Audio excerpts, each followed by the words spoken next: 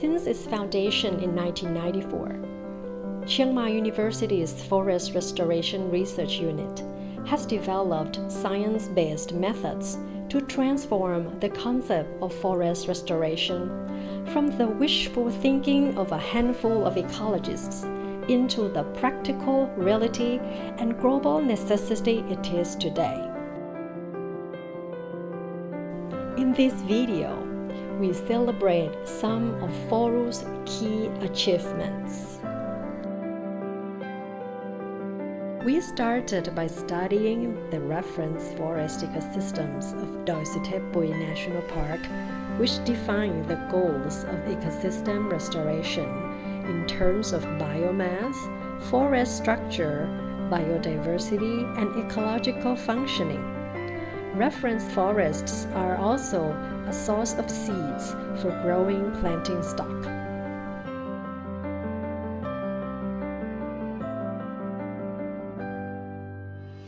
Working with renowned botanist J.F. Maxwell, we cataloged tree species from each forest type on Doi Suthep, labeled about 5 individuals of each, and recorded their flowering and fruiting patterns monthly over many years. This allowed us to create phenological profiles of each species and to determine optimal seed collection times.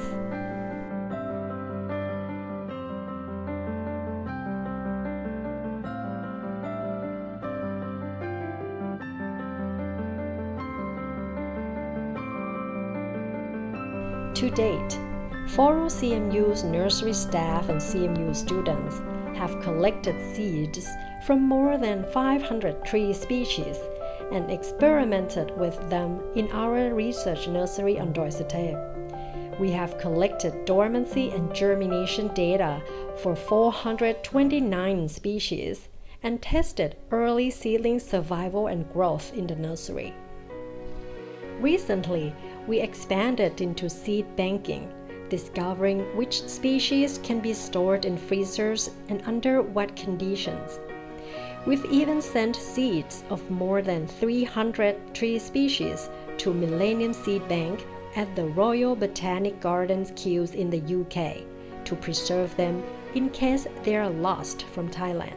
The ultimate achievement of our phenology and nursery study was the creation of species-specific production schedules, concise calendars of procedures to produce young tree 30 to 60 centimeter tall by the optimum planting time in June.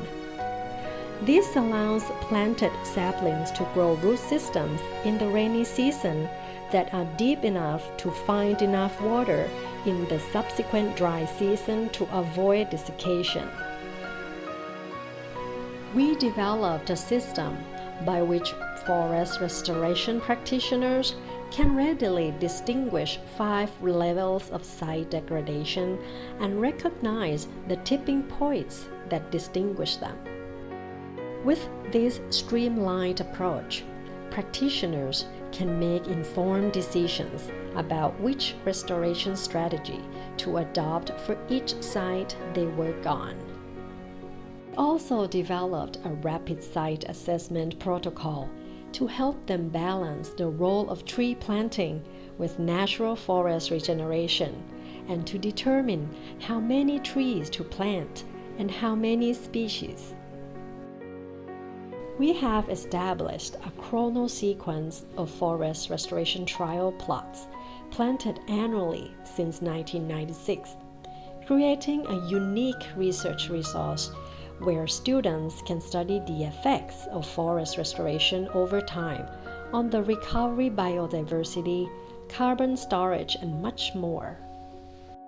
Starting with upland evergreen forests, our restoration trial plot system expanded to cover different forest types and levels of degradation, lowland deciduous forest types, and even open-cast mines.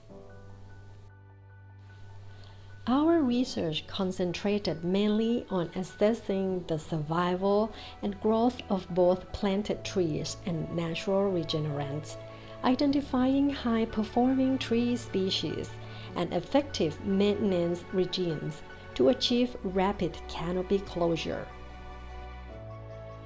Numerous studies in these plots have shown how restoration recovers biodiversity, the species richness of birds, mammals, lichens, mosses, and even fungi all approach or exceed that of reference forest in 10 to 20 years. FORRU-CMU has also contributed to the climate change debate, showing that the restoration methods is developed accumulates carbon faster than almost any other reforestation method. This is achieved by deliberately selecting tree species with high survival and growth rates, planting them at high densities of 1.8 meter spacing, and apply intensive maintenance regimes for at least 2 rainy seasons. Our research showed that carbon accumulation in restored upland evergreen forests could be worth 16 times more than corn cultivation if local communities had fair access to global carbon markets. Using the generic research techniques that emerged from FORRU's work, we enabled various other organizations to establish their own FORRU clones and start research programs to learn how to restore other forest types elsewhere. FORRU provided technical training to create FORRUs in Kanchanaburi and Krabi provinces in Thailand, and in Cambodia in partnership with Royal Botanic Gardens Kew.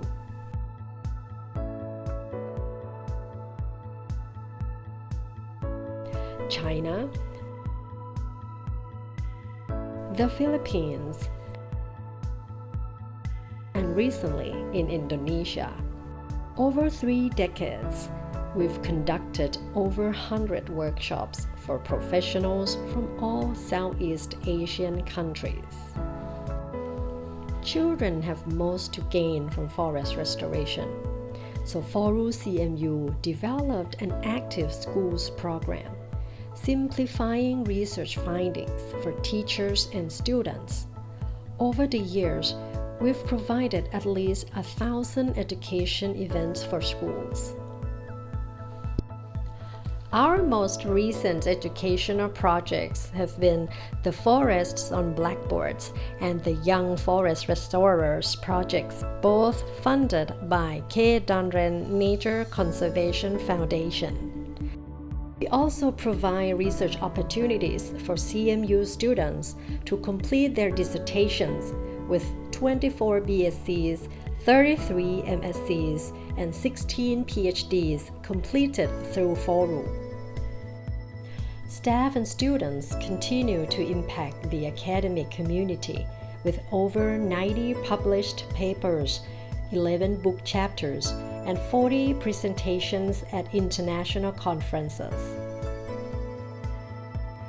For practitioners, we've produced 19 books and training manuals in 8 regional languages. There's even a cartoon book for kids in 11 languages. Although we have provided a sound scientific basis for the forest restoration techniques of today, the technologies of implementing restoration, particularly on steep remote sites, remain prehistoric.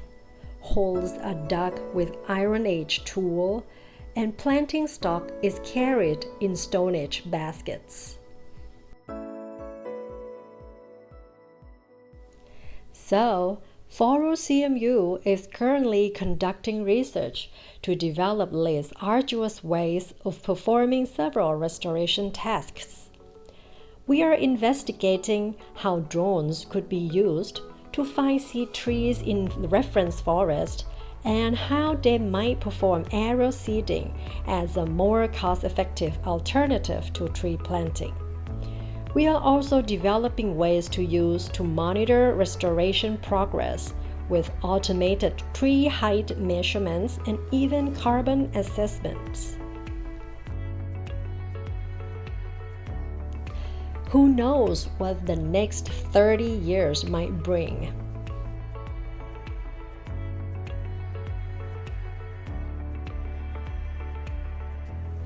Finally, perhaps our greatest achievement has been to convince a great diversity of funders of the importance of our work.